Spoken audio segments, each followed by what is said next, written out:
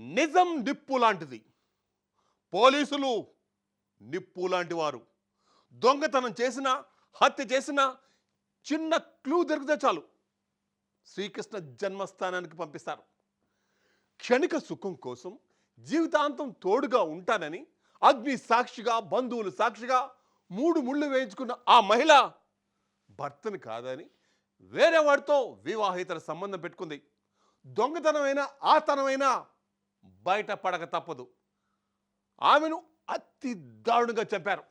ఈ విషయాన్ని అందరూ మర్చిపోయి హాయిగా ఉన్నారు. మరి మన పోలీసులు ఏం చేశారు చూడండి.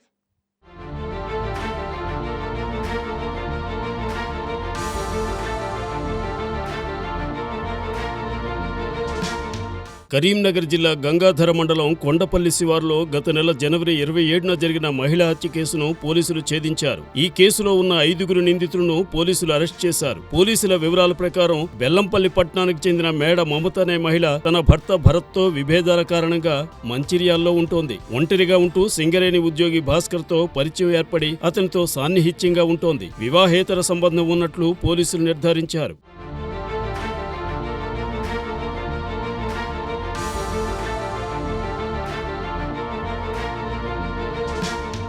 ఈ వ్యవహారాన్ని గమనించిన భాస్కర్ సోదరి నర్మద తన ప్రియుడు రఘుతో కలిసి మేడ మమత హత్యకు పథకం సిద్ధం చేశారు. సుపారీ హంతకుడు వేల్పుల కళ్యాణ్ కు 5 లక్షలు చెల్లించేందుకు ఒప్పందం కుదుర్చుకున్నారు. మేడ మమతను కళ్యాణ్ హత్య చేసిన అనంతరం నర్మద బావ వెంకటేష్, తండ్రి రాజలింగంలో హంతకుడికి 5 లక్షలు చెల్లించారు.